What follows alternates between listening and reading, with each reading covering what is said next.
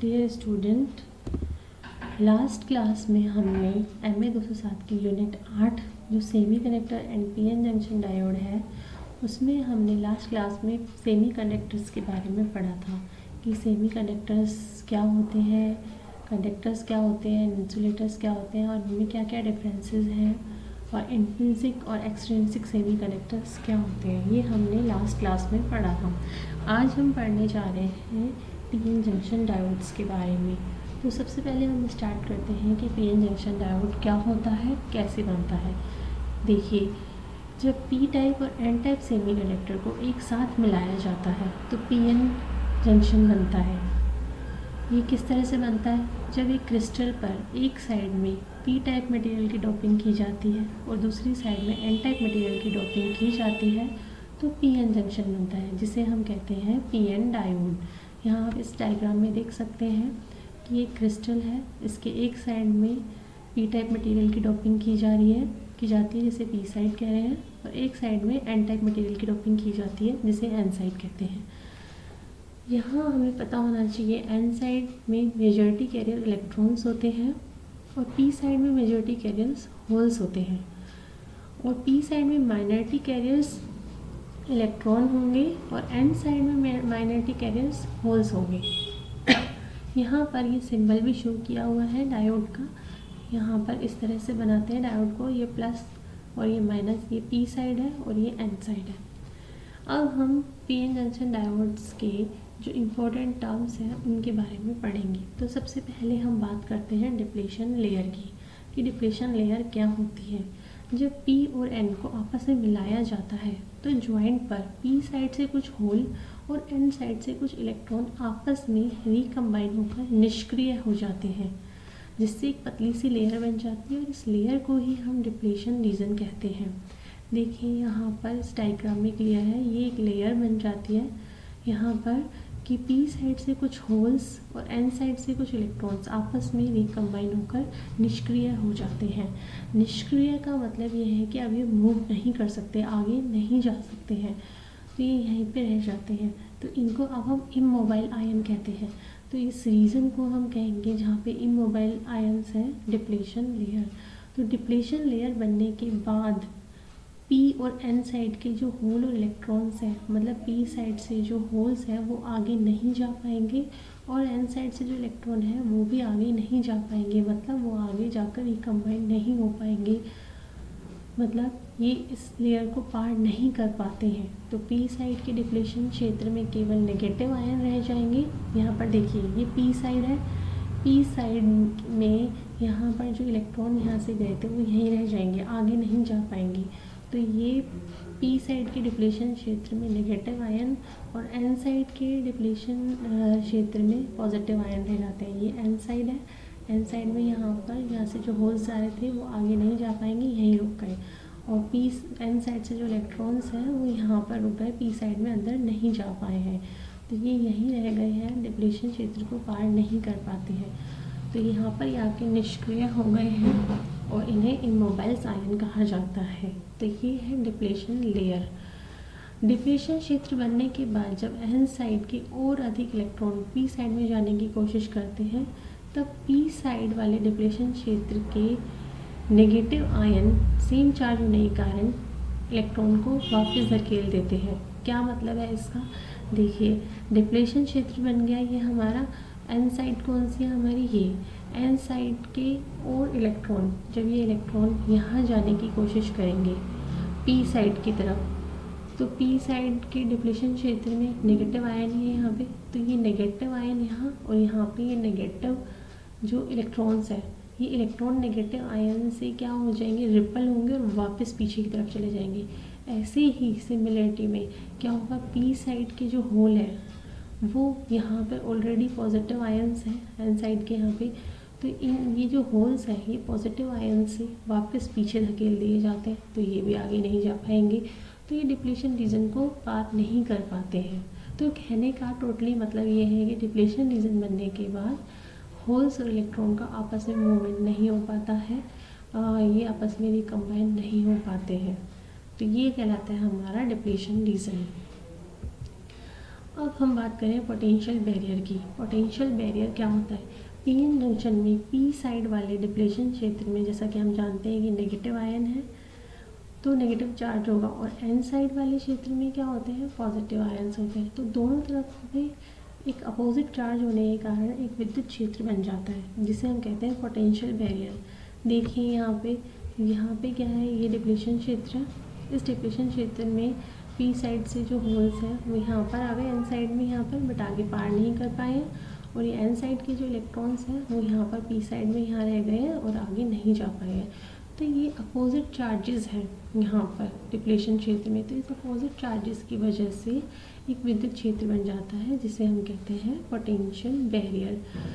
इस potential barrier की value बहुत कम होती है। सिलिकॉन के लिए जो मटेरियल है उसके लिए पोटेंशियल बैरियर की वैल्यू 0.7 वोल्ट और जर्मेनियम के लिए 0.4 वोल्ट होती है। ये आपको ध्यान रखनी है, इंपॉर्टेंट टर्म है कि सिलिकॉन में पोटेंशियल बैरियर कितना होता है? 0.7 वोल्ट, और जर्मेनियम में कितना होता है? 0.4 वोल्ट। ये वोल्टेज बहुत कम है, और हम ये भी मान सकते हैं कि एक बैटरी है बहुत कम वोल्टेज की है, जिसकी एक साइड नेगेटिव और दूसरी साइड पॉजिटिव, और यहाँ से कोई करंट फ्लो नहीं हो रही है, तो इसे कहते हैं हम पोटेंशियल बैरियर। तो ये दो इम्पोर्टेंट टर्म थी, डिप्लेशन लेयर क्या होती है, पोटेंशियल बैरियर क्या है। अब हम नेक्स्ट टॉपिक पढ़ेंगे, वो होती है बायसिंग के बारे में, कि बायसिंग क्या है पीएन जंक्शन डायोड की। तो पीएन जंक्शन को विद्युत सर्किट से जोड़ने के तरीके को ही हम बायसिंग कहते हैं। बायसिंग दो तरह की होती है, एक फॉरवर्ड बायसिंग और एक रिवर्स बायसिंग। तो पहले बात कर रहे हैं हम फॉरवर्ड बायसिंग की। नाम से पता चल रहा है फॉरवर्ड बायसिंग में क्या करते होंगे, पी साइड को बैटरी के पॉजिटिव टर्मिनल से और डायोड के एन साइड को हम बैटरी के नेगेटिव टर्मिनल से जोड़ते हैं। तो इससे क्या होगा, ये कहलाता है हमारा फॉरवर्ड बायस मोड। इसमें पीएन जंक्शन में जो पोटेंशियल बैरियर, जो भी हमने अभी लास्ट टॉपिक पढ़ा है, उसकी वैल्यू बहुत कम होती है। जैसे सिलिकॉन के लिए 0.7 और जर्मेनियम के लिए 0.4, तो ऑलमोस्ट ये बहुत कम वैल्यू है। तो अब हम जब बैटरी द्वारा जो वोल्टेज दे रहे हैं, अगर वो वोल्टेज पोटेंशियल बैरियर से भी कम है तब तो कोई करंट आगे नहीं फ्लो होगी, पर जैसे ही बैटरी द्वारा जो वोल्टेज दी जा रही है वो पोटेंशियल बैरियर के बराबर हो जाती है या उससे ज़्यादा होती है, तो पोटेंशियल बैरियर जो है वो पूरी तरह से समाप्त हो जाता है।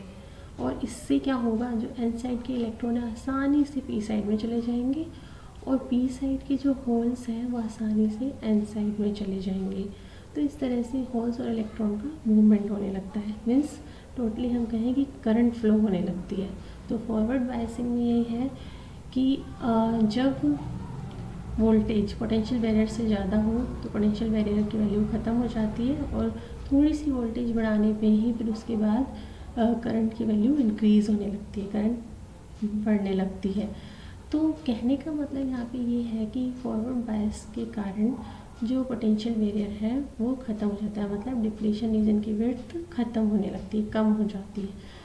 और फिर इसके अपोजिट जब हम बात करें रिवर्स बायस की, रिवर्स बायस में क्या होगा, देखिए जो डायोड है उसके पी साइड को हम बैटरी के नेगेटिव टर्मिनल से जोड़ें और एन साइड को बैटरी के पॉजिटिव टर्मिनल से जोड़ें, तो वो कहलाता है हमारा रिवर्स बायस मोड। यहाँ पर क्या होगा, वोल्टेज लगाएंगे हम, जैसे पी साइड्स के होल्स हैं वो battery, P side negative terminal से कनेक्टेड है, तो पी साइड के जो होल्स हैं वो बैटरी के नेगेटिव टर्मिनल की ओर आकर्षित होने लगेंगे, मतलब अट्रैक्ट होने लगेंगे, और एन साइड जो कि किससे पॉजिटिव टर्मिनल से कनेक्टेड है, तो एन साइड के इलेक्ट्रॉन बैटरी के पॉजिटिव टर्मिनल की ओर आकर्षित होने लगेंगे।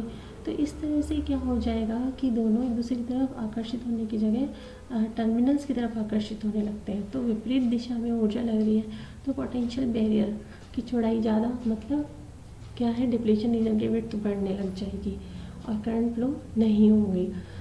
तो यहाँ पे जो करंट फ्लो होगी वो सिर्फ और सिर्फ मैग्नेटिक कैरियर के कारण ही होगी, तो यहाँ पे डिप्लेशन रीजन की विड्थ बढ़ जाती है। तो रिवर्स बायस में हमें ये ध्यान रखना होगा कि डिप्लेशन रीजन की विड्थ बढ़ने लगती है, और करंट सिर्फ मैग्नेटिक करंट के कारण होगी, वो भी बहुत कम करंट फ्लो होती है, जिसे हम लीकेज करंट कहते हैं। तो पीएन संधि पर यदि रिवर्स में वोल्टेज की वैल्यू को लगातार बढ़ाते जाएं तो एक वोल्टेज पर अचानक से करंट बढ़ने लगती है और तेज़ी से बढ़ने लगती है। तो रिवर्स बायस में वोल्टेज के इस मान को हम क्या कहते हैं, एवलांच ब्रेकडाउन, जिस पे करंट एकदम से इंक्रीज़ होने लग जाए, उसे हम कहते हैं एवलांच ब्रेकडाउन। और जीनर ब्रेकडाउन क्या होता है, ये भी एक इम्पॉर्टेंट टर्म है, ये भी हमें पता होना चाहिए। जब पीएन डायोड को बहुत ज़्यादा डोपिंग करके बनाया जाता है ना, तो रिवर्स बायस लगाने पर रिवर्स ब्रेकडाउन बहुत कम वोल्टेज पे हो जाता है, तो उसे हम कहते हैं जीनर ब्रेकडाउन। तो जीनर डायोड में 6 वोल्ट से कम में ही ब्रेकडाउन हो जाता है।